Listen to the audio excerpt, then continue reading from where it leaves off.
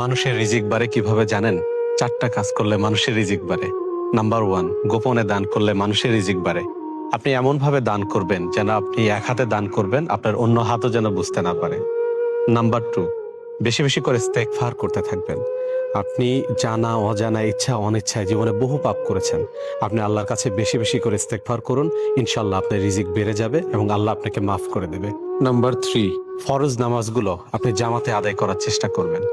আপনি ফরজ নামাজগুলো বাসায় না পড়ে মসজিদে এসে জামাতে আদায় করার চেষ্টা করুন, দেখবেন ম্যাজিকের মতো আপনার রিজিক বেড়ে যাবে। নাম্বার 4, মন থেকে মানুষের ভালো চাইবেন। ধরেন একজন মানুষ অনেক কিছু করেছে, একটা বাড়ি করেছে, একটা গাড়ি করেছে, আপনি মন থেকে কোনো হিংসা রাখবেন না।